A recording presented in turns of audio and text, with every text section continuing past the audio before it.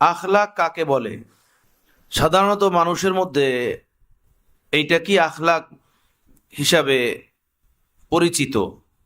হাসি মুখে কথা বলা, মানুষের সাথে মিলামিশা করা, বন্ধু মহল, আপনজন, প্রিয়জনের হক আদায় করে চলা, বড়দেরকে সম্মান করা, ছোটদেরকে আদব করা, এইটাকে বাহ্যিকভাবে আখলাক মনে করা হয় বা বোঝা হয়। আখলাক তো একটা আরবি শব্দ, যেটার বাংলা সাদামাটা অর্থ হলো ব্যবহার, আচার আচরণ। যেমন মানুষ বলে যে অমুকের আখলাক খুব সুন্দর। যদি জিজ্ঞেস করা হয় আপনি কেমনে বুঝলেন তার আখলাক সুন্দর, বলে হ্যাঁ, সবসময় কথা বলে যে মুখে হাসি থাকে। পুরা এলাকার কোনো মানুষ বলতে পারবে না যে তার সাথে কারো ঝগড়া হয়েছে। বড়দের সামনে মাথা উঁচু করে কথা বলে না, মাথা নিচে রেখে কথা বলে। বাচ্চা কাচ্চা সকলের সাথে পেয়ারো মোহব্বতের আদা নিয়ে ওঠা বসা করে। আখলাক খুব সুন্দর, ব্যবহার খুব সুন্দর। এমন মানুষকে মানুষ আল্লাহওয়ালা মনে করে এবং মনে করে আসলেই লোকটা খুব ভালো, খুব আখলাকি লোক। ভালো ব্যবহার মানুষের সাথে করা, হাসি মুখে কথা বলা, বড়দের আদব করা, ছোটদেরকে স্নেহ করা, এটাকে আখলাক বলে না।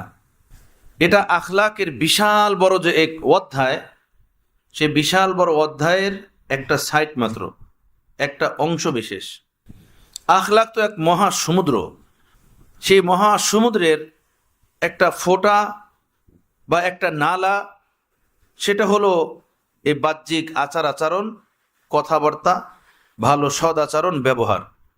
কিন্তু আসলটা ছাইরা দিয়া আমরা শুধু বাহ্যিক আচার আচরণ, কথাবার্তা, এইটা কি মনে করি আখলাক, এবং এর দ্বারাই মনে করি যে এই লোকটা বড়, খুব ভালো, খুব সুন্দর।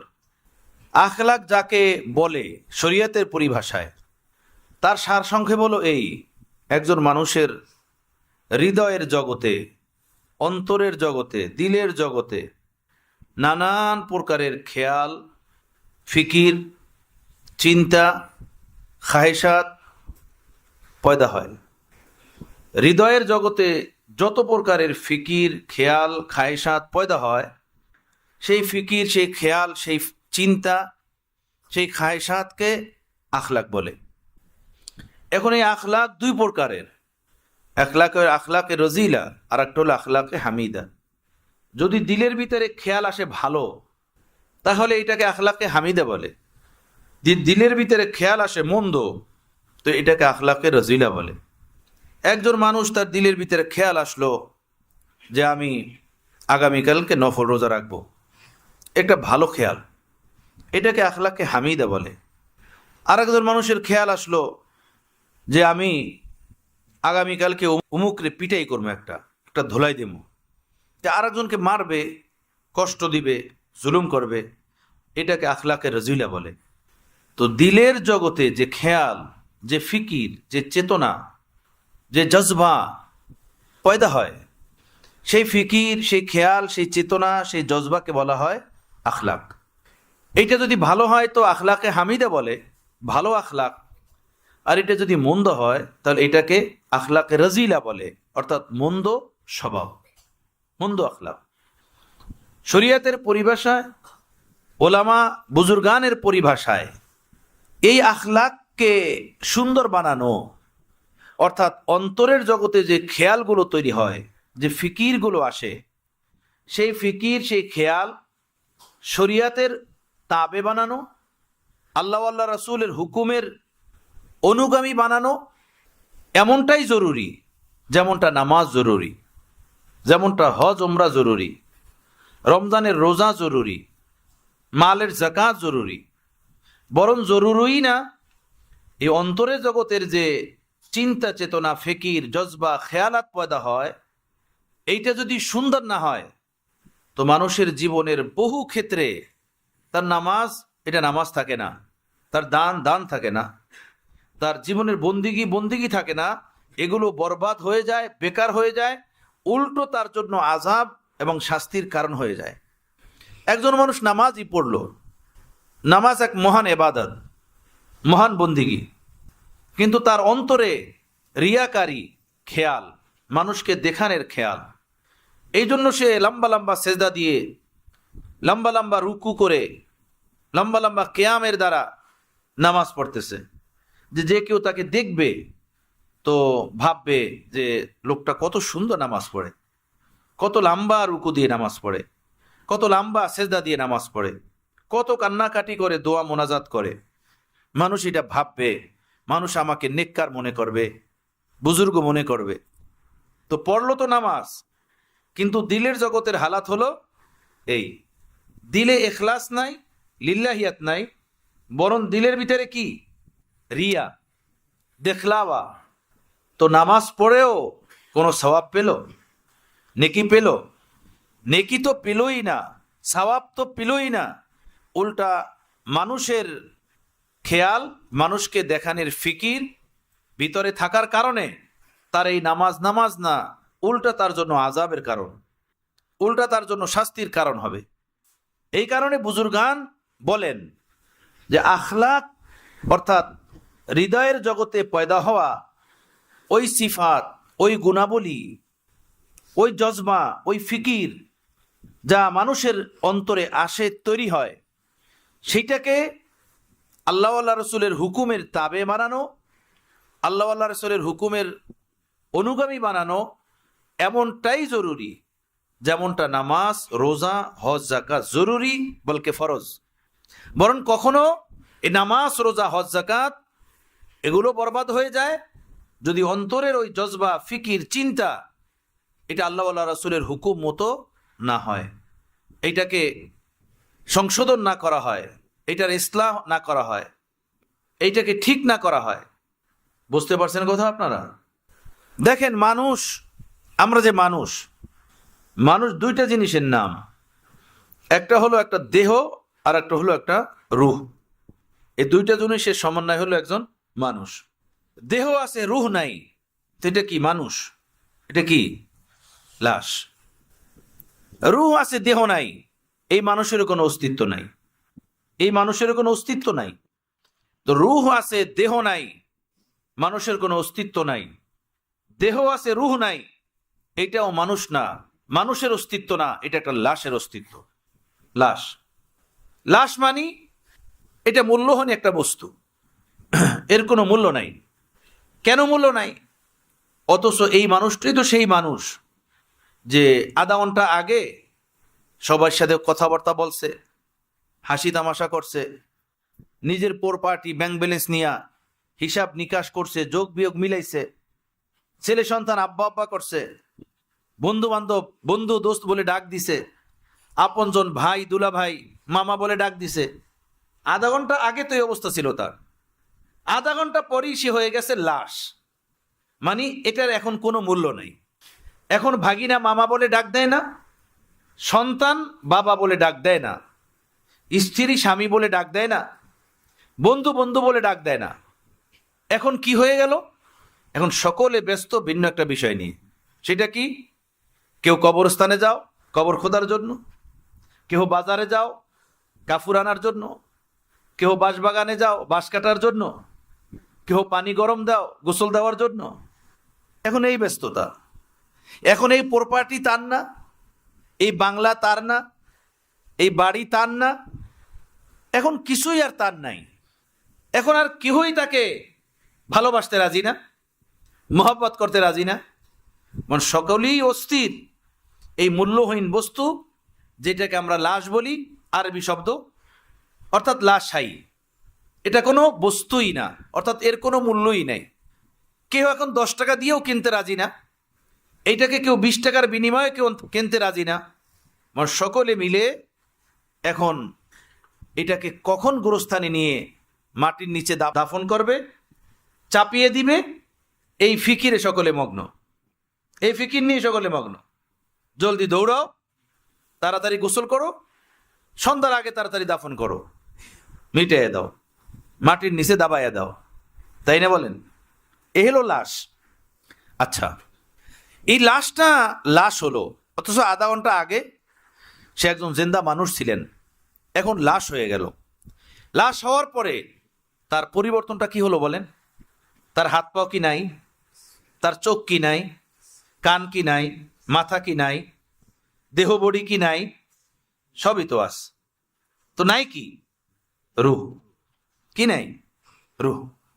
শুধু রুহ নাই, এই রুহটা বের হয়ে গেছে, এখন সে লাশ, মূল্যহীন হয়ে গেছে। বোঝা গেল মানুষ দুইটা জিনিসের নাম, একটা হলো দেহ বডি আর একটা হলো রুহ। এখন দেহ বডি আর রুহ দুইটা জিনিসের নাম মানুষ। রুহটা বের হয়ে গেল, মানুষের হাত পাও অঙ্গ প্রত্যঙ্গ সব সহি সালেম, এখন কোনো মূল্য নাই। তো বোঝা গেল আসল মূল্য এই দেহ বডির না, আসল মূল্য হলো রুহটার। আসল দাম কিসের? রুহ। এটা যদি মূল্যই হয় তাহলে এটার নাম এখন লাশ কেন? এটা 2 ঘন্টা 5 ঘন্টা পরই বা 12 ঘন্টা পরই পচন ধরে কেন? এটার থেকে গন্ধ বের হয়ে যায় কেন? এটাকে সকলে ভয় করে কেন? এখন তো কোনো ছেলে এসে গলায় ধরে না, কোনো বন্ধু এসে হাত মিলায় না। প্রাণের বিবি কিংবা স্বামী এখন তো এই স্বামীর সাথে বা স্ত্রীর সাথে, এই মৃত্যু স্ত্রীর লাশের সাথে একটা রাত যাপন করার জন্য প্রস্তুত না, তাই না বলেন? ঢাকাতে একজন আর ইন্তেকাল হয়ে গেলে হাসপাতাল থেকে বাড়িতে নিয়ে আসা হয়েছে লাশ, এনে ঘরের দুয়ারে রাখা হয়েছে। এর ভিতরে বৃষ্টি শুরু হয়ে গেছে, তো লোকেরা ধরে ধরে জলদি লাশটাকে ভিতরে ঢুকানোর চেষ্টা করলো যে বৃষ্টির পানিতে না ভেজে। তো দোতলায় দাঁড়িয়ে বিবি ডাকতেছে, এই থামেন থামেন, ভিতরে ঢুকাইয়েন না। তো লোকেরা বললো, কেন? ভিজে যাইতেছে বৃষ্টির পানিতে। তো বিবি উপর থেকে ডাক দিয়ে বলতেছে, আমি পলিথিন কাগজ দিতেছি, সেটা দিয়ে ঢেকে রাখেন, ভিতরে ঢুকাইয়েন না, আমার বাচ্চারা ভয় পাবে। ভিতরে ঢুকাইয়েন না, আমার বাচ্চারা ভয় পাবে। এই আধা ঘন্টা আগেও যার এই বাড়ি ছিল, যার এই জায়গা ছিল, যার এই প্রপার্টি ছিল, এখন ভিতরে ঢুকাইয়েন না, বাচ্চারা ভয় পাবে। বোঝা গেল এই যে দেহ নামের একটা মাটির ঢিলাকে নিয়ে দৌড়াদৌড়ি করি, আর এইটাকে ডইলা ঘইজা পরিপাটি সুন্দর করার চেষ্টা করি, এটার কোনো মূল্যই নেই, এটার কোনো দামই নাই। আসল দাম হলো কিসের? রুহের। ভিতরের ওই বস্তুটার আসল দাম। সেই বস্তুটা সম্পর্কে আল্লাহ নবী সাল্লাল্লাহু আলাইহি সাল্লাম বলেন, আলা ইন্না ফিল জাসাদি মুযগাতান ইযা সালাহাত সালাহাল জাসাদু কুল্লু ওয়া ইযা ফাসাদাত ফাসাদাল জাসাদু কুল্লু আলা ওয়া হিয়াল কলব। শোনো, তোমাদের দেহের মাঝে একটা অঙ্গ আছে, একটা টুকরা আছে, একটা লোথরা আছে। ওই অঙ্গ, ওই টুকরা, ওই লোথরা, ওইটা যদি সুন্দর হয়, মার্জিত হয়, পুত পবিত্র হয়, ভালো হয়, তাহলে পুরোটা দেহই ভালো, পুরোটা দেহই সুন্দর, দেহের সব অঙ্গ প্রত্যঙ্গ সুন্দর, ভিতরও সুন্দর, বাহিরও সুন্দর।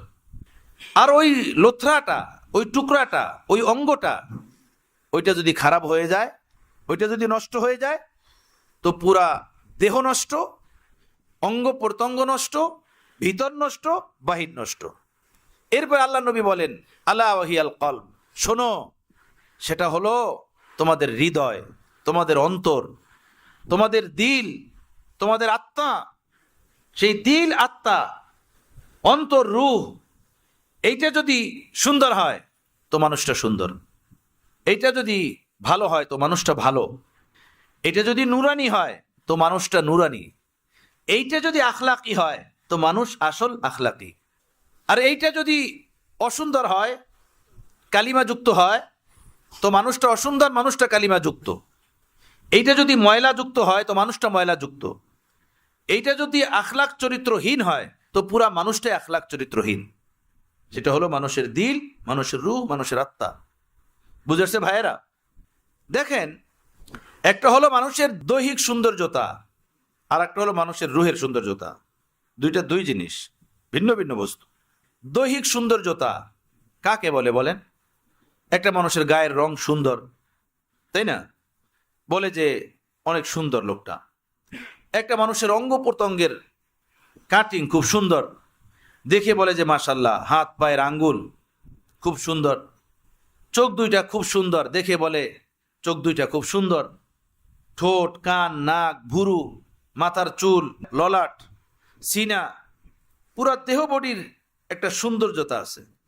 এই সবগুলোর সিটিং ফিটিং যখন সুন্দর হয়, পরে দেখে বলে যে লোকটা খুব পারফেক্ট, খুব সুন্দর, চোখ সুন্দর, ঠোঁট সুন্দর, নাক সুন্দর, মাথার চুল সুন্দর, তাই না, গাল সুন্দর, রং সুন্দর, একটা মানুষ সুন্দর। এটি হলো দেহের সৌন্দর্যতা। আর একটা হলো রুহের সৌন্দর্যতা। দেহ এবং রুহ দুইটা যে ভিন্ন জিনিস, এটা তো বুঝে আসছে, তাই না? এটা বুঝে আসছে না ভাই? তো দেহের সৌন্দর্যতা হলো এই বাহ্যিক সৌন্দর্যতার নাম, আর একটা হলো রুহের সৌন্দর্যতা। দেহের যেমন একটা সৌন্দর্যতা আছে, রুহেরও একটা সৌন্দর্যতা আছে। রুহের সৌন্দর্যতা হলো রুহের ভিতরে তাওয়াজুর সিফত থাকা, বিনয়ের সিফত থাকা, রুহের ভিতরে আবদিয়াতের সিফত থাকা, রুহের ভিতরে সবরের গুণ থাকা, রুহের ভিতরে শুকুরের সিফত থাকা, আল্লাহ পাকের কৃতজ্ঞতার গুণ। এগুলো হলো রুহের সৌন্দর্যতা। দেহ সুন্দর হয় বাহ্যিক এই অঙ্গ প্রত্যঙ্গের সৌন্দর্যের দ্বারা, আর রুহ সুন্দর হয় এই সকল গুণের দ্বারা। একজন মানুষ, তার ভিতরে তাওয়াজু আছে, বিনয় আছে, তার ভিতরে সবর আছে, ধৈর্য আছে, তার ভিতরে শুকুর আছে, আল্লাহর কৃতজ্ঞতা আছে। এই বাতিনি রুহের গুণাবলীর দ্বারা রুহ সুন্দর হয়, রুহ আলোকিত হয়, রুহ আলোকময় হয়, রুহ আলোক উজ্জ্বল হয়। সেই রুহ সম্পর্কে আল্লাহ নবী বলছেন, ইদা সলাহাত সলাহাল জাসাদু কুল্লু। এই রুহটা যদি আলোকিত হয়, রুহটা যদি সুন্দর হয়, ময়লা মুক্ত হয়, সাফ সুতরা হয়, তো মানুষটা সুন্দর, মানুষটা নুরানি, মানুষটা আলোকৃত। বুঝতেছেন ভাইয়েরা? তো একটা হলো দেহের সৌন্দর্যতা, আর একটা হলো রুহের সৌন্দর্যতা। একটা হলো দেহের ইবাদত, একটা হলো দেহের রোগ, আর একটা হলো রুহের রোগ। দেহের রোগ কি? দেহের রোগের তো অভাবই নেই, তাই না?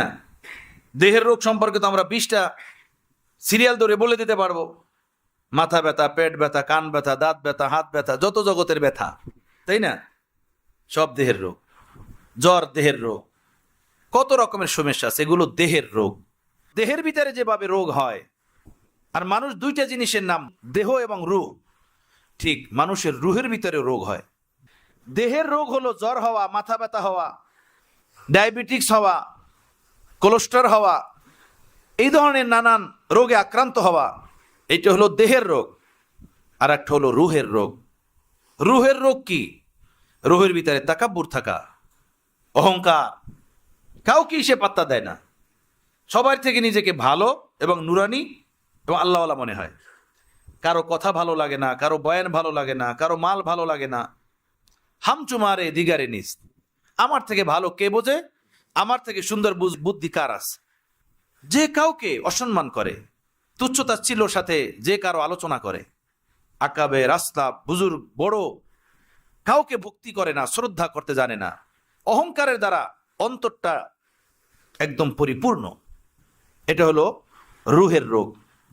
অন্তরের ভিতরে হিংসা, কারো ভালো দেখতে পারে না, কেউ কারো খেদমত করে, এটা দেখে তার গা জ্বলে, তার খেদমত কেন করে, তার জোতা কেন উঠায়, কারো মাল দেখে তার ভালো লাগে না, এই লোকটা মালদার কেন হয়ে গেল, আমার থেকে বেশি মাল কেন পেল, কারো পার্থিব জগতের আয়ুন্নতি দেখলে তার গা জ্বলে, তার কষ্ট হয়, আমার ভাই আমার থেকে পয়সায় আগে বেড়ে গেল, আমার ভাগিনাগুলো এভাবে লক্ষ কোটি টাকার মালিক হয়ে গেল, আর আমরা মামুরা এভাবে পড়ে রইলাম নিচি, কিছুই করতে পারলাম না। কথা বুঝতেছেন? এই ভিতরে জ্বলে, এই হাসাদ, এটাকে বলে হাসাদ। এই হাসাদ, এটা অন্তরের রোগ। এমনি ভাবে যাকে তাকে মারে, যাকে তাকে বকে, রাগ গোস্বার কোনো নিয়ন্ত্রণ নাই, যেখানেই রাগ আসলো সেখানেই রাগ প্রয়োগ করে দিল, সেখানেই গালমন্দ করলো, হাত তুললো। এটা হলো হৃদয়ের রোগ, অন্তরের রোগ। দেহের রোগের দ্বারা যেমন দেহ কমজোর হয়ে যায়, দেহ দুর্বল হয়ে যায়, সেই রোগ দূর করার জন্য ট্রিটমেন্ট করতে হয়, ডাক্তার দেখাতে হয়, চিকিৎসক দেখাতে হয়। এমনিভাবে রুহের রোগের দ্বারা রুহ কমজোর হয়ে যায়, রুহ দুর্বল হয়ে যায়, রুহের ট্রিটমেন্ট করাতে হয়, রুহের চিকিৎসা নিতে হয়। বুঝতেছেন ভাইয়েরা? হ্যাঁ, একটা হলো দেহের ইবাদত আর একটা হলো রুহের ইবাদত। দেহের ইবাদত হলো নামাজ পড়া, নামাজের সময় হলো, এখন এই দেহের উপরে আল্লাহর পক্ষ থেকে ফরিজা, এটাকে আমার ইবাদত ফরজ হুকুমের উপরে তুমি লাগাও, এটা দেহের ইবাদত। রমজান মাসের রোজা রাখা, এটা দেহের ইবাদত। বাইতুল্লাহ শরীফের হজ করা, এটা দেহের ইবাদত, এটা হলো দৈহিক ইবাদত। আর একটা হলো রুহের ইবাদত, অন্তরের ইবাদত। অন্তরের ইবাদত আল্লাহ পাকের হুকুম নিজের ভিতরে তাওয়াজু এখতিয়ার করা, আল্লাহ পাকের মহত্ব বরত্বকে নিজের সামনে রেখে আল্লাহর গোলামীকে নিজের জীবনে উঠিয়ে নেওয়া, শুকুর গুজার হয়ে জীবনযাপন করা, ধৈর্য ধারণ করা, এগুলো হলো রুহের ইবাদত। আল্লাহ পাকের পক্ষ থেকে হুকুম রুহকে এই ইবাদতের উঠানো। তো কিছু ইবাদত হলো দেহের সাথে সম্পৃক্ত, যেমন নামাজ, রোজা, হজ, যাকাতের কথা বললাম। এই নামাজটা পড়তেই লাগবে ইখলাস, এই নামাজটা পড়তেই লাগবে একানিষ্ঠ আল্লাহর মহব্বত, রিয়াকারী না। সেই ইখলাস, সেই রিয়াকারী না, বরং আল্লাহর মহব্বত, সেটা হলো রুহের ইবাদত, সেটা হলো রুহের কাজ, সেটা তৈরি হয় রুহের ভিতরে। কোনো কাজ আল্লাহর দরবারে কবুল হয় না ইখলাস ছাড়া। সেই ইখলাস এটা অঙ্গ প্রত্যঙ্গের আমল না, সেটা রুহের আমল, সেটা দিলের আমল। তাওয়াজু, বিনয়ী হয়ে জীবনযাপন করা, অহংকার অন্তরাত্মা থেকে বের করে দেওয়া, এটা রুহের ইবাদত। অহংকারী ব্যক্তিকে, অহংকারকে আল্লাহ তাআলা পছন্দ করেন না এবং অহংকারী ব্যক্তিকেও পছন্দ করেন না। হাদিসে পাকের ভিতরে আল্লাহ নবী বলছেন, যার দিলের ভিতরে একটা সরিষার দানাতুল্য অহংকার থাকবে, সে ব্যক্তি জান্নাতে প্রবেশ করতে পারবে না। আল কিবরিয়া ও রিদাই, আল্লাহ বলেন অহংকার এটা একমাত্র আমার চাদর, আমার চাদরের ভিতরে যে ঢোকার চেষ্টা করবে আমি ওর গর্দান ছিঁড়ে ফেলবো। মায়ের হায়েজের রক্ত, বাবার নাপাক পানি দিয়ে তৈরি হওয়া মানুষ, তোমার মুখে আবার অহংকারের বাক্য কিভাবে শোভা পায়? এই দাম্ভিকতার বাক্য কিভাবে তুমি জবানে আনতে পারো, মনে খেয়ালে আনতে পারো?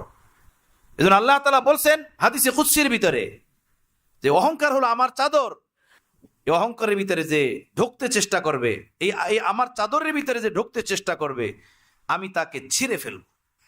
অহংকার আশা এটা দিলের বিষয়, এটা অঙ্গ প্রত্যঙ্গের বিষয় না। এই দিলে যেন অহংকার না থাকে, অহংকার বের করে দিয়ে অহংকারের জায়গায় আবদিয়াত আনা, এটা আল্লাহর পক্ষ থেকে দিলের উপরে হুকুম, এটা হলো দিলের ইবাদত। কিছু কাজ দেহের উপরে হারাম, কিছু কাজ রুহের উপরে হারাম।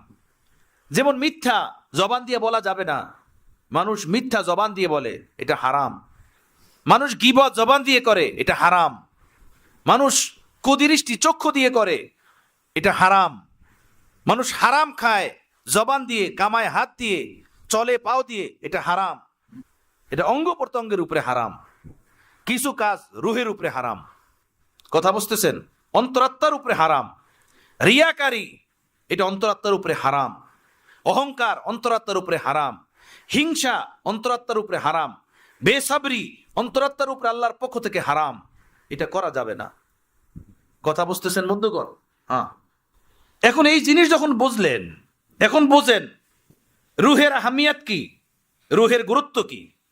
এখন এই হাদিসকে সামনে রাখেন। আল্লাহ নবী বলেন, আলা ইন্না ফিল জাসাদি মুযগাতান ইদা সালাহাত সালাহাল জাসাদু কুল্লু ওয়া ইদা ফাসাদাত ফাসাদাল জাসাদু কুল্লু আলা ওয়া হিয়াল কলব। আল্লাহ নবী বলেন, ভালো মতো শোনো, খেয়াল করে শোনো, গভীর মনোযোগ দিয়ে শোনো।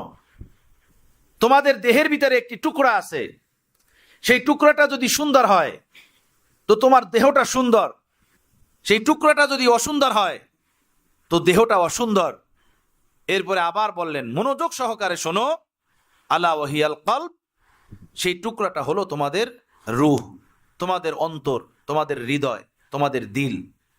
এইটা যদি ভালো তো মানুষটা ভালো, এইটা সুন্দর তো মানুষটা সুন্দর, এইটা নুরানি তো মানুষ নুরানি। এইটা সুন্দর না তো মানুষের ভিতরে অসুন্দরের যা কিছু আছে সব কিছু আসা সম্ভব এবং সহজ। দেখেন তাওয়াজু, বিনয়ী কাকে বলে?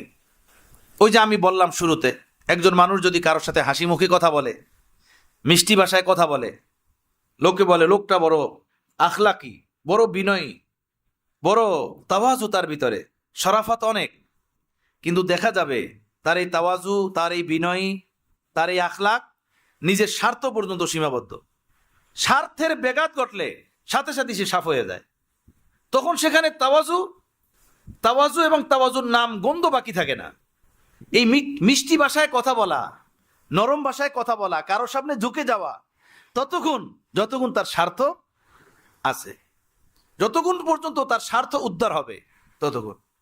স্বার্থ নাই, বিনয় নাই, স্বার্থ নাই, ভালো ব্যবহার নাই, তাহলে বোঝা গেল আসল যে তাওয়াজু, জবান দিয়ে যেটা সে বলতেছে, এটা তার আসল তাওয়াজু না, আসল বিনয়ী না। আসল বিনয় তো হলো হৃদয়ের ওই সিফতের নাম, যেটা তার অন্তরাত্মার ভিতরে তৈরি হয়। যদি আল্লাহর হুকুম বিরোধী হয়, সেটাকে আল্লাহর হুকুম মতো করা, আর যেটা আল্লাহর হুকুম মতো হয়, তাহলে তো আলহামদুলিল্লাহ আল্লাহর হুকুম মতো সেটাকে পরিচালনা করা।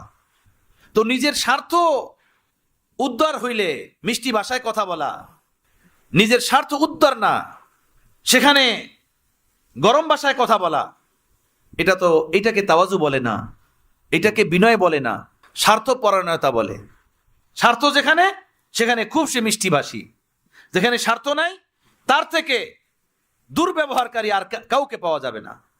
তো একজন আখলাকি মানুষ তো এমন হইতে পারে না, যার আখলাক সুন্দর, মানে যার দিল সুন্দর, যার দিলের কৈফিয়ত সুন্দর, যার দিলের ভিতরে আখলাকে রাজিলা নাই, বদস্বভাব নাই, সে তো স্বার্থকে সামনে রেখে এভাবে বদসলুকি করতে পারে না, আল্লাহর হুকুমকে ভঙ্গ করতে পারে না। কথা বুঝতেছেন? হাকিমুল উম্মত মুজাদ্দিদে মিল্লাত হযরত মাওলানা শাহ আশরাফ আলী থানভী রহমতুল্লাহ আলাইহি বলেন, অনেক মানুষ কথায় কথায় বলে যে হুজুর আমি কিছু না, আমার দ্বারা কিছুই হয় না, কিছুই হইল না জীবনের, আমার মতো নষ্ট দষ্ট এই দুনিয়াতে আর কেউ নাই। হযরত হাকিমুল উম্মত বলেন, বাহ্যিকভাবে এই কথার দ্বারা মনে হয় যে এই লোকটা বড়ই তাওয়াজুওয়ালা, বড়ই ফানাইয়াতওয়ালা, বড় আবদিয়াতওয়ালা, তাই না? হযরত হাকিমুল উম্মত বলেন, এটাকে তাওয়াজু বলে না, এটাকে ফানাইয়াত বলে না, এটাকে আবদিয়াত বলে না। এ তাওয়াজু কা দেখলাওয়া হে, এ ফানাইয়াত কা দেখলাওয়া হে, এ আবদিয়াত কা দেখলাওয়া হে। যার ভিতরে তাওয়াজু বিনয় থাকবে, সেইটা জবানে প্রকাশ করতে পারবে না। হযরত হাকিমুল উম্মত বলেন যে এইটার পরীক্ষার একটা রাস্তা আছে। ওই ব্যক্তি যখন বলে যে আমি তো কিছুই না, আমি তো খুব নষ্ট, খুব খারাপ, তখন তাকে তার মুখের উপরে বলো, হ্যাঁ আপনি আসলে অনেক খারাপ, আপনি কি, আপনি একটা বদমাইশ, তার মুখের উপরে বলে দাও, দেখো তার অবস্থা কি হয়। হার্টবিট গরম হয়ে যাবে, শরীর পুরা ঘামে ভিজে যাবে, পরক্ষণেই দেখবা সে তোমাকে বলবে যে আমি যতই খারাপ হই, আপনি বলনে ওলা কে? এই মিয়া, আমি আমারটা বলি বলি বলি, আপনি কি আমাকে বলনে ওলা? চুপ থাকেন মিয়া। তাই না? এ তাওয়াজু কা দেখলাওয়া হে, এ আসল মে তাওয়াজু নেহি হে, তাওয়াজু কা দেখলাওয়া হে। অনেক মানুষ এভাবে গাইয়া বেড়ায়, আর মনে মনে এই কথার দ্বারা সে মানুষের প্রশংসা চায়, যে না বলুক, না হাজি সাহেব আপনি তো এই করছেন, সেই করছেন, এই করছেন, সেই করছেন, এই দিছেন, সেই দিছেন, এই খাওয়াইছেন, সেই খাওয়াইছেন। তার দিলের ভিতরে এটা কাজ করতে থাকে। কথা বুঝতেছেন? বাহ্যিকভাবে শব্দ এভাবে লাড়াচাড়া করতে থাকে, আমি তো কিছুই না, আমার দ্বারা কিছুই হয় না। মনের গভীরে চায় যে আমাকে নিয়েও কিছু বলুক, আমাকে নিয়েও কিছু প্রশংসা করুক। হযরত হাকিমুল উম্মত থানভী রহমতুল্লাহ আলাইহি এক ব্যক্তির ব্যাপারে বললেন যে হাজী সাহেব, তার বাসায় কিছু মেহমান গেলে সে তার খাদেমকে বলল, এই আমি যে ওই দ্বিতীয় হজের থেকে জমজম পানি আনছিলাম না, সেই দ্বিতীয় বোতল থেকে, হ্যাঁ মনে মনে রাখি, আবার উল্টাপাল্টা করো না, প্রথম হজের না, দ্বিতীয় হজ থেকে যে জমজম পানি আনছিলাম সেটা নিয়ে আসো, আমার এই মেহমানদেরকে খাওয়াও। হযরত থানভী রহমতুল্লাহ বলেন যে জালেম এক কথার দ্বারা 2 হজের সওয়াবকে আগুন লাগিয়ে শেষ করে দিস। মেহমান এসেছেন, জমজম পানি খাওয়াতে হবে, আলহামদুলিল্লাহ এতটুকুই যথেষ্ট ছিল যে আপনারা এসেছেন, আমি আল্লাহর ঘর থেকে একটু পানি এনেছি, আপনাদেরকে সেটা পান করাবো, বাস। দ্বিতীয় হজ থেকে আনছি, ওইটা নিয়ে এসো, কিন্তু খবরদার উল্টাপাল্টা করো না, হ্যাঁ দেখা আনো।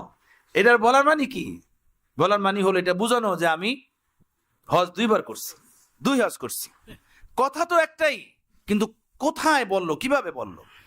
তো কিছু মানুষ এভাবে বাহ্যিকভাবে খুব বুজুর্গিওয়ালা শব্দ জবানে বলে, আমি তো কিছুই না, আমি তো নালায়েক, হাকির, ফকির, আব্দুল কাদির, বহুতই গুনাহগার, বহুতই পাপী বলতে থাকে, কিন্তু ভিতরে কাজ করতে থাকে বিপরীত। যে না বলুক, আপনিও তো হাজী সাহেব, এই করেছেন সেই করেছেন, আপনি তো মুফতি সাহেব, আপনি এই করেছেন সেই করেছেন, আপনার এত ভক্ত আছে, আপনার এত মহব্বতকারী আছে। কথা বুঝতেছেন? ঘটনা মনে পড়লো আল্লামা ইবনে সিরিন রহমতুল্লাহ আলাইহির কথা। আল্লামা ইবনে সিরিন রহমতুল্লাহ আলাইহি অনেক বড় মানুষ ছিলেন ওনার জমানায়।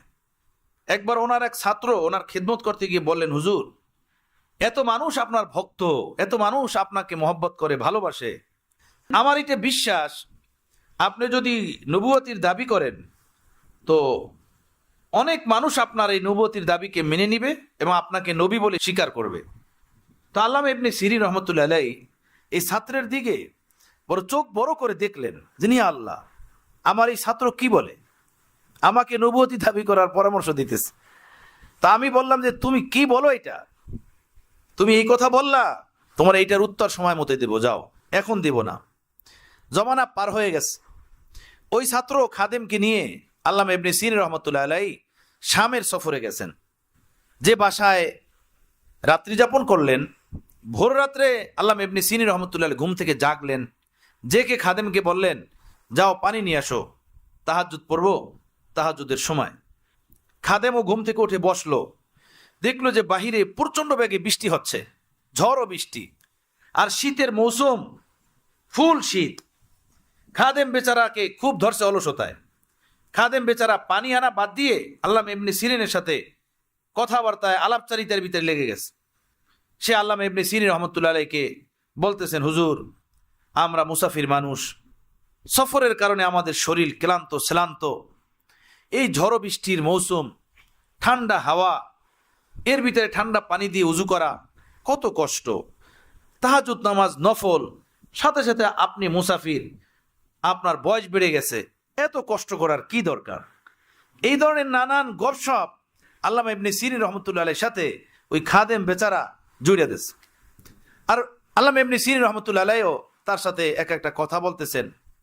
এর ভিতরেই দামেস্কের শাহীকে মসজিদের মিনার থেকে আজানের আওয়াজ ভেসে আসছে, ফজরের আজান, আল্লাহু আকবার, আল্লাহু আকবার, আশহাদু আল্লা ইলাহা ইল্লাল্লাহ, আশহাদু আল্লা ইলাহা ইল্লাল্লাহ। এই আওয়াজ ভেসে আসার সাথে সাথে আল্লামা ইবনে সিরিন রহমতুল্লাহ আলাইহির দিলের ভিতরে এক তুফান তৈরি হলো। ওনার ওই ঘটনা মনে পড়লো যে বহুদিন আগে, বহু বছর আগে আমার এই খাদিমই আমাকে বলছিল, আপনাকে লোকেরা এত মহব্বত করে, এত ভালোবাসে, আপনি যদি নবুয়তির দাবি করেন তো মানুষের বিশাল একটা জামাত আপনার নবুয়তির দাবিকে মেনে নিবে। এই কথা আল্লামা ইবনে সিরিন রহমতুল্লাহ আলাইহির স্মরণ হলো। আল্লামা ইবনে সিরিন রহমতুল্লাহ আলাইহি তখন ওই খাদেমকে বলেন, মিয়া, তোমার কি স্মরণ আসেনি, বহুদিন পূর্বে তুমি আমাকে একদিন বলেছিলে এই কথা, যে আমি যদি নবুয়তির দাবি করি তো মানুষ আমার নবুয়তির দাবিকে মেনে নিবে, বহু মানুষ আমার নবুয়তির স্বীকৃতি দিবে।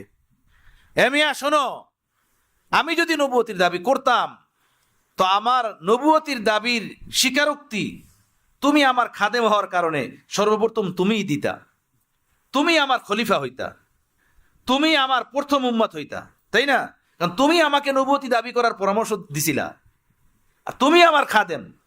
আর আজকে আমি তোমাকে পানি আনতে বললাম, তুমি আমার সাথে আলাপচারিতে জড়াইয়া গেছো, তুমি আমাকে বলতেছো আমরা মুসাফির মানুষ, আপনি বুড়া মানুষ, ক্লান্ত শ্রান্ত মানুষ, ঝড় বৃষ্টি হচ্ছে, শীতের মৌসুম, গরম পানির ব্যবস্থা নাই, নানান কথা। মিয়া শোনো, নবী কে হন দেখো, প্রিয় রসুল সাল্লাল্লাহু আলাইহি সাল্লাম শত জমানা হয়ে গেছেন, শত জমানা হয়ে গেছে দুনিয়া থেকে বিদায় নিয়েছেন আল্লাহ নবী, শত জমানা পার হয়ে গেছে। সেই শত জমানা পার হওয়ার পরেও তার উম্মতি তাকে ভুলেন নাই। এই শীতের মৌসুমে ঝড় বৃষ্টির মধ্যে এই শাহী মসজিদের মিনারায় উঠে আল্লাহ এবং আল্লাহ রসুলের নাম বুলন্দ করতে, উঁচু আওয়াজে এলান করতে সে ভুলেন নাই। সুবহানাল্লাহ। এইটাকে বলে নবী, এইটাকে বলে মহব্বত ও ভালোবাসা, এইটাকে বলে প্রেম ও ইশক। হ্যাঁ, কেমন মহব্বত শত বছর পার হয়ে যাওয়ার পরেও উম্মতের অন্তরে কিভাবে বিরাজমান সেই নবীর মহব্বত। সুবহানাল্লাহ বিহামদি, সুবহানাল্লাহিল আযীম। আমার ভাইয়েরা, তো তাওয়াজু এটা অন্তরের আমল, মহাব্বত এটা অন্তরের আমল। আল্লাহর ইবাদত বন্দি করতে হবে মহব্বতের সাথে, আবদিয়াতের সাথে। এটা অন্তরের আমল, এটা অঙ্গ প্রত্যঙ্গের আমল না। অঙ্গ প্রত্যঙ্গের আমল জহিরি ইবাদত যেমন ভাবে করা ফরজ, যেমন ভাবে করা জরুরি। নামাজের সময় নামাজ না পড়লে গুনাহ হবে, রমজান মাসের সময় রমজান মাসের রোজা না রাখলে যেমন গুনাহ হবে, মালের যাকাত না দিলে যেমন গুনাহ হবে, হজ ফরজ হলে হজ আদায় না করলে যেমন গুনাহ হবে। এই জহিরি অঙ্গ প্রত্যঙ্গের ইবাদত যেমন ফরজ, সেই বাতিনি অঙ্গ প্রত্যঙ্গের উপরে যে আল্লাহ পাকের হুকুম আছে, তাওয়াজু অর্জন করা, আবদিয়াত অর্জন করা, ইখলাস পয়দা করা, তাকাব্বুর ভিতর থেকে বের করা, শুকুর ভিতরে পয়দা করা, সবর ভিতরে পয়দা করা, এই আমলগুলোর, এই রুহের আমলগুলোর উপরেও আমল করা তেমনই ফরজ। কথা বুঝতেছেন বন্ধুগণ? তেমনই ফরজ। নামাজের সময় যেমন নামাজ পড়া ফরজ, সবরের স্থানে সবর করা তেমনই ফরজ। রমজান মাসে রোজা রাখা যেমন ফরজ, শুকুরের স্থানে, কৃতজ্ঞতার স্থানে আল্লাহ পাকের কৃতজ্ঞতা আদায় করে আল্লাহ পাকের আবদিয়াতের প্রকাশ করা তেমনই ফরজ। মাল নেশাব পরিমাণ হলে যেভাবে যাকাত আদায় করা ফরজ, ঠিক তদ্রূপ অন্তরাত্মার গভীর থেকে হিংসা হাসাদ বের করে দিয়ে হিংসা হাসাদের স্থানে ভ্রাতৃত্ব, মহাব্বত, উলফত, ভালোবাসা পয়দা করা তেমনই ফরজ। বুঝতেছেন ভাইয়েরা? হ্যাঁ, সেই কথাটাই আল্লাহ নবী বলছেন, আলা ইন্না ফিল জাসাদি মুযগাতান ইদা সলাহাত সলাহাল জাসাদু কুল্লু ওয়া ইদা ফাসাদাত ফাসাদাল জাসাদু কুল্লু আলা ওয়াহিয়াল কলব। শোনো, তোমাদের দেহের ভিতরে একটি টুকরা আছে, সেই টুকরাটা যদি ভালো হয় তো তোমাদের দেহ ভালো, টুকরাটা মন্দ তো দেহটা মন্দ, আর সেটা হলো তোমাদের দিল, রূহ, আত্মা। একই বাবা মার ছেলে, দেখা যায় দুইটা ছেলে এমন যে কথায় কথায় বাবা মার সাথে তর্ক করে, কথায় কথায় বাবা মারকে কষ্ট দেয়, কথায় কথায় বাবা মার সাথে বেয়াদবি করে। আর একটা ছেলে এমন যে একদম বাবা মার কথার সামনে ঝুঁকে থাকে, বাবা মা সারা কিছুই বোঝে না। হয় না এরকমের? বলেন, হয় কি হয় না? তো একই মায়ের গর্ভ থেকেই তো দুনিয়াতে এসেছে, একই মায়ের দুধ পান করেছে, একই বাবার ছাদের তলে জীবনযাপন করেছে, একই মায়ের হাতের খানা খেয়ে বড় হয়েছে। দুইটা একদম তেরা, একদমই কথাবার্তা শোনে না। আর একটা সর্বদা মা বাবার কথার সামনে ঝুঁকা থাকে, মা বাবার খেদমতের জন্য অনুদিত প্রাণ। এই দুইটার মধ্যে ব্যবধান কি বলেন তো? ব্যবধান হলো দিলের, রুহের। এইটার দিল ভালো আর এই দুইটার দিল খারাপ। এইটার অন্তর ভালো, এটার অন্তর খারাপ। কথা বুঝতেছেন? একটা লোক চুরি করে, একটা লোক চুরি করে না, করার সাধ্য ক্ষমতা সব তার সামনে আছে। ইচ্ছা করলেই সে দুর্নীতি করতে পারে, ইচ্ছা করলেই চুরি করতে পারে, কিন্তু করে না।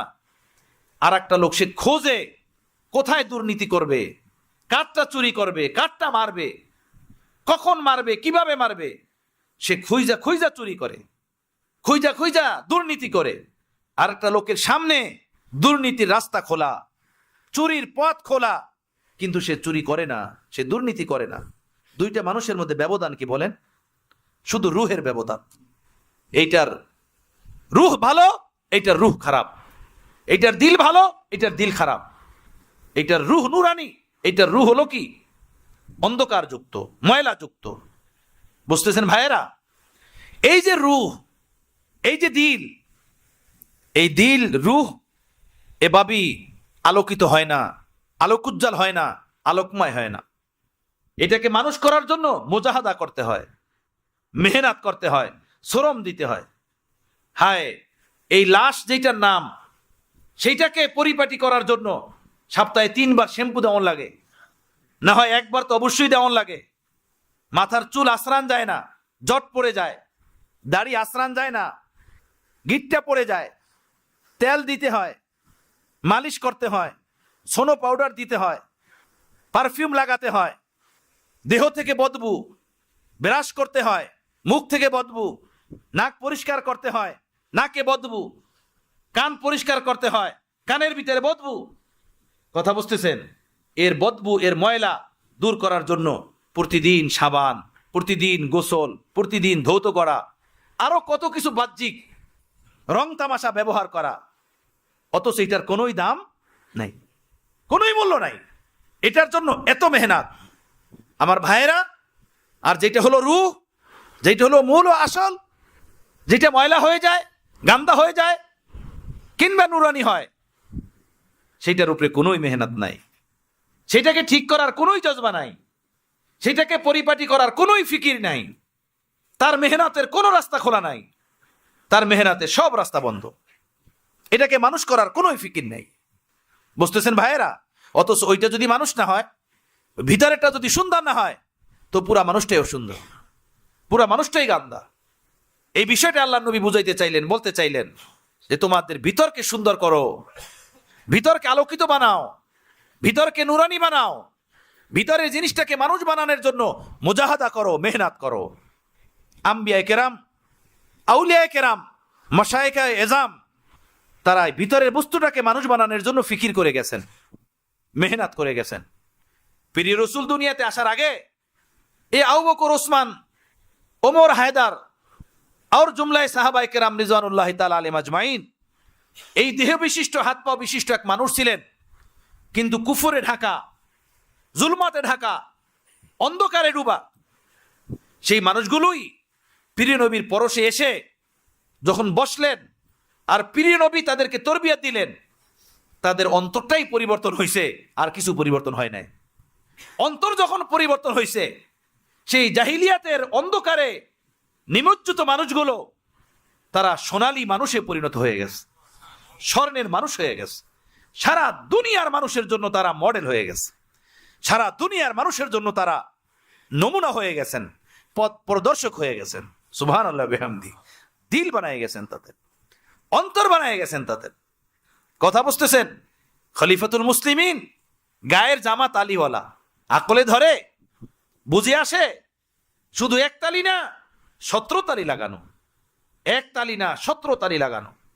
অথচ কেসরা বিজয় হয়ে গেল, শাম বিজয় হয়ে গেল, মদিনার অলিগলি স্বর্ণ অলঙ্কারে ডুবে গেল, খলিফাতুল মুসলিমিন তার গায়ের জামা 17 তালি লাগানো। কথা বুঝতেছেন? হযরত ওসমানে গনিকে শহীদ করার জন্য শয়তানরা, দুষ্ট লোকেরা চতুর্দিক থেকে ঘরকে ঘিরে নিল, তলোয়ার নিয়ে ভিতরে ঢুকলো। আল্লাহ নবী বলছেন, ওসমান, কারো উপরে জুলুমের তলোয়ার উঠাবা না। নিজে জানতেন অল্প সময়ের মধ্যেই আমাকে শত্রুরা শেষ করে দিবে, কিন্তু হযরত ওসমান চাইলেন উম্মতের উপরে ফিতনার তলোয়ার আমি উঠিয়ে যাব না, এই ফিতনার দায়িত্ব আমি নিব না, আমি আমার জানকে কোরবান করে দিব। হযরত আলী দেখলেন খাওয়ারেজরা, জালেমরা হযরত ওসমানের ঘরকে চতুর্দিক থেকে ঘিরে নিছে, শহীদ করে দিবে হযরত ওসমানকে। উনি নিজে আসলেন, ভিতরে ঢুকলেন, হযরত ওসমানকে বললেন, হে আমিরুল মুমিনিন, আপনি আমাকে পারমিশন দেন, আমি তলোয়ার দিয়ে সবগুলোকে কলা গাছের সাফাই করে দিব। কে ছিল? হযরত আলী কারামাল্লাহু ওয়াজহুর সামনে দাঁড়াবে। হযরত ওসমান গনি হযরত আলীকে বললেন, আলী, কিভাবে পারমিশন দেই তোমাকে, বলো। আজ রজনীতি, আজকে রাতেই পীরে রসুল আমার খাবে এসেছেন, আমার খাবে এসে আমাকে বলেছেন, ওসমান, রোজা রাখবে তুমি, আজকে সন্ধ্যাবেলা ইফতার করবে আমার কাছে এসে, আমার সাথে ইফতার করবে। আমি উম্মতের উপরে ফিতনার তলোয়ার উঠাতে চাই না, আমি আমার রক্ত বাহিয়ে দিব, কিন্তু ফিতনার তলোয়ার উঠাবো না। সুবহানাল্লাহ বিহামদি। নিজের জানের কোরবান দিয়ে দিছেন, কিন্তু উম্মতের উপরে ফিতনার তলোয়ার রেখে যান না। সুবহানাল্লাহ বিহামদি। কি মানুষ ছিলেন! আহ, কি দিল বানিয়ে দিয়েছিলেন প্রিয় রাসূল, কি অন্তর আল্লাহ নবী তাদের তৈরি করেছিলেন। তাদের দিলের উপরে আল্লাহ নবীর কেমন দৃষ্টি ছিল, তাদের অন্তর কেমন অন্তর ছিল বুঝুন। হ্যাঁ, আজকে যে আমরা গান্দা, মূলত আমাদের দিল গান্দা, আমাদের রূহ গান্দা, আমাদের আত্মা গান্দা, সেজন্যই আমরা গান্দা। আমাদের দিল নষ্ট, আমাদের রূহ নষ্ট। এটার উপরে মেহনত করা দরকার, এটার উপরে মুজাহাদা করা দরকার। দেহের রোগের যেমন তবিব আছে, এই রুহের রোগেরও আল্লাহ তাআলা তবিব রেখেছেন। দেহের রোগের যেভাবে বিশেষজ্ঞ আছেন, আল্লাহ পাক এই রুহের রোগেরও বিশেষজ্ঞ ডাক্তার পয়দা করেছেন। তাদের সোহবত ও পরশের মাধ্যমে এই রুহটাকে মানুষ বানানো, এই রুহটাকে পরিপাটি করার ফিকির করা। শুধু মুরিদ হয়ে নাম কাওয়াস্তে কিছুদিন আল্লাহ আল্লাহ জিকির করা না। অনেক মানুষ এটা ভাবেন, অনেকে এটা মনে করেন, বাস কারো হাতে মুরিদ হলাম আর 12 তাসবির কিংবা 4 তাসবির জিকির করলাম, বাস আমি তো আল্লাহওয়ালা হয়ে গেছি, আমার তো দিল পরিপাটি হয়ে গেছে, আমি তো বুজুর্গ হয়ে গেছি। কশ্চিন কালেও না। জিকির করা, তাহাজ্জুদ পড়া, আওবিন পড়া, ইশরাক পড়া, দান সদকা করা, এগুলো দিলকে পরিপাটি করার আমল। এই আমলের বরকতে দিলের ভিতরে যে ময়লা আছে সেই ময়লা দূর হয়, দিলের ভিতরে যে অসৎ চরিত্র আছে সেগুলো দূর হয়, আখলাকে রজিলা মন্দ স্বভাবগুলো আছে সেগুলো দূর হয়। এগুলো দূর হওয়ার জন্য জিক্র আসকার, সোহবত, তাহাজ্জুদ, আওয়াবিন, কান্নাকাটি এগুলো সহায়ক, এগুলো মাত্র সহায়ক। জিকির করার মানি আমার দিল ঠিক হয়ে গেছে তা না, জিকির করার মানি আমি আল্লাহ হয়ে গেছি তা না। তাহাজ্জুদ পড়ার অর্থই এই না যে আমার নফস সোজা হয়ে গেছে, আমার দিল হয়ে গেছে, আমার অন্তর পরিপাটি হয়ে গেছে, তা না। এগুলো শুধু ভিটামিন ঔষধের মতো। আগে ডাক্তার ভিতর থেকে রোগ দূর করে, এরপরে ভিটামিন ঔষধ দেয় তার দুর্বলতা কাটানোর জন্য। কি বলেন? পেট খারাপ হয়, ডায়রিয়া আমেশা হয়, আগে কি ভিটামিন দেয়? দুধ খাইতে বলে, বাদাম খাইতে বলে, ডিম খাইতে বলে, নাকি আগে ডায়রিয়া দূর করার ঔষধ দেয়? আগে ডায়রিয়া দূর করে, ডায়রিয়া দূর করার পরে এই দুর্বল দেহটাকে সতেজ বানানোর জন্য পরে ডাক্তার ভিটামিন ডোজ দেন যে এইটা এখন খান, এখন আপনার শরীর ধীরে ধীরে সুস্থ হয়ে উঠবে। এই ইবাদত, এই জিক্র আজকার, এই নফল ইবাদত বন্দেগী, এগুলো হলো ভিটামিন ক্যাপসুলের মতো, ট্যাবলেটের মতো, আত্মশুদ্ধির পথে, ইসলাহের পথে, দিলকে সুন্দর বানানোর পথে সহায়ক। এই জিকির করার মানি এটা না আমার দিল হয়ে গেছে, আমি আল্লাহওয়ালা হয়ে গেছি, আমার দিলের ইসলাহ হয়ে গেছে, সংশোধন হয়ে গেছে, তা না।